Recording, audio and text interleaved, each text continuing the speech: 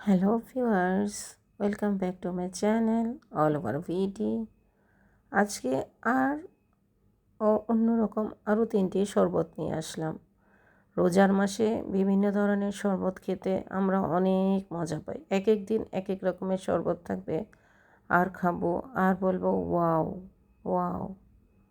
প্রথমে আমরা তরমুজের শরবতটা আপনাকে দেখাই। আমি তরমুজটাকে কোনো ব্লেন্ডারে ইউজ করিনি ভিউয়ার্স, আমিও আপনাদেরকে বলতেছি তরমুজটাকে আপনারা ব্লেন্ডারে ব্যবহার করবেন না। মানে তরমুজের শরবত বানানোর সময় ব্লেন্ডারটা ব্যবহার করবেন না। এরকম ডাল ঘুটনি অথবা হাত দিয়ে আমরা এভাবে চিপে চিপে রসটাকে নিব।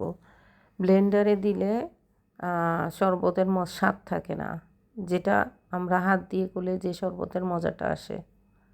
এটা আমি আগে করেছি, ব্লেন্ডারে মজা লাগে না। আপনারা চাইলে আপনারা একবার টেস্ট করে দেখতে পারেন হাতিয়ে কীভাবে করে। ব্যাস একবার চিপে নিছি, এরপর আবার একটু চিপে নিব, কারণ এখনও তরমুজের ভিতরে এখনও অনেকগুলি পানি রয়ে গেছে, জুসটা রয়ে গেছে, তরমুজের জুসটা। ব্যাস হয়ে গেল আমাদের তরমুজের শরবত। আমরা এখানে একটু টক দই দিছি, টক দই দিয়ে তরমুজের শরবতটাকে ঢেলে দিব। মজাই লাগছে খেতে। আর একটু করে লেবু চিপে দিব। আমি টক দইটাকে ফাটাইনি, ফাটানো ছাড়াই দিয়েছি। আর একটু করে আপনারা এখানে লেবু চিপে দিয়ে দিবেন। খেতে অনেক মজা, অবশ্যই ট্রাই করে দেখবেন তরমুজের শরবত। আসুন আমরা দ্বিতীয় শরবতটাতে আসি। দ্বিতীয় শরবতটা হচ্ছে যে সবুজ আঙ্গুর। এই আঙ্গুরটাকে আপনারা কিছু সময় ফ্রিজে রেখে দিবেন, ডিপ করে রেখে দিবেন, তাহলে জুসটা ভালো হয়। চিনি দিবেন, একটু লবণ দিবেন, আর একটু পুদিনা পাতা, একটু গ্রিন কালারের পুদিনা পাতাটা দিবেন, পুদিনা পাতার পাউডারটা দিবেন, একটু বিট লবণ দিবেন। ব্যাস হয়ে গেল আমাদের আঙ্গুরের জুস, গ্রিন আঙ্গুর যেটাকে বলে ওটা। ব্লেন্ডার করে আমরা ছেঁকে নেব। হয়ে গেল আমাদের মজাদার আঙ্গুরের জুস। এটা কিন্তু অনেক হেলদি জুস। এটা আপনি খেলে আপনার বডির স্ট্যামিনা চলে আসবে, রিফ্রেশ হয়ে যাবে, জাস্ট ওয়াও। থার্ড জুসটা হচ্ছে এটা যাদের পেটের অসুখ ওদের জন্য অনেক একটা হেলদি জুস। এটা হচ্ছে যে বেলের জুস। বেলটাকে আমরা প্রথমে এভাবে ছিলে নিব, বেলের থেকে নিয়ে এরপর আমরা বেলটার মধ্যে দেখুন বেল কীভাবে নিচ্ছি। আমরা বেলের ভিতরে যে বিচিগুলি থাকে, বিচির পাশে পাশে যে ছোট ছোট কিছু বিচিও থাকে, ওগুলিকে আমরা আলাদা করে ফেলে দেব।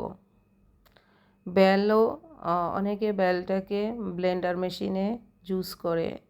আপনারা ব্লেন্ডার মেশিনে জুসটা করতে যাবেন না, বেলের জুসও কখনো ব্লেন্ডার মেশিনে করবেন না। এই যে আপনি ভালো করে খেয়াল করুন আমি কীভাবে বেলের শরবতটা করছি। এই যে বিচিগুলো ফেলে দিবেন, মাঝখান দিয়ে নিয়ে এই যে বিচিগুলো ফেলে দিবেন। বেলের শরবতটা না অনেক হেলদি। হেলদি বলতে যাদের পেটের অসুখ হয়, পেট প্রবলেম আছে, মানে লুজ মোশন হয় বেশি বেশি, ওদের জন্য বেলের শরবতটা খেলে লুজ মোশনটা স্টপ হয়ে যাবে। তারপরে স্বাস্থ্যের জন্যও ভালো, পেটটা ঠান্ডা রাখে। আপনি চাইলে বেলটাকে ড্রাই করে শুকিয়ে নিতে পারেন, এখন অনেক বেল পাওয়া যায়। বেলের শরবতটা আপনারা খেয়ে দেখতে পারেন। এই যে আমি এটাকে হাত দিয়ে ভালো করে মিক্স করে নিয়েছি। এরপর আমরা বেলটাকে ছেঁকে নিব, ঠিক আছে ভিউয়ার্স। আপনাদের যাদের বয়স্ক মানুষ আছে, ছোট বাচ্চা আছে, যাদের একটু পেটের প্রবলেম করে, ওরা অবশ্যই বেলের শরবতটা ট্রাই করবেন। এরপর আমরা ছেঁকে নিয়েছি। ছেঁকে নেবার পর হয়ে গেছে আমাদের বেলের শরবতটা। এখনও হয়নি, এখনও আরও কিছু বাকি আছে। বেলের শরবতটাতে আপনারা দুধ দিয়ে খাবেন। এখন আমি এটাতে একটু চিনি দিব। আর বেলটা প্রচুর মিষ্টি ছিল, প্রচুর পরিমাণে মিষ্টি ছিল। একটু 1 চামচ দুধ দিব। দুধ দিয়ে বেলের শরবত খেতে না অনেক মজা। 1 চামচ দুধ দিব, একটু চিনি দিব, দিয়ে আমরা নেড়ে চিনিও দিয়েছি। এইভাবে করে বেলের শরবত খেলে আপনার কাছে অনেক মজা লাগবে। ভিউয়ার্স, অবশ্যই 3টি শরবত আপনাদের কাছে অবশ্যই ভালো লাগছে। রেসিপিটি পুরা ওয়াচ করবেন এবং কী কী রেসিপি দেখতে চান আমাকে জানাবেন। অসংখ্য ধন্যবাদ আমার ভিডিওটি পুরো ওয়াচ করার জন্য।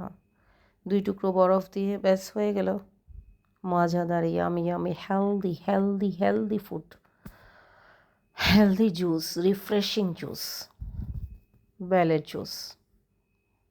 অসংখ্য ধন্যবাদ।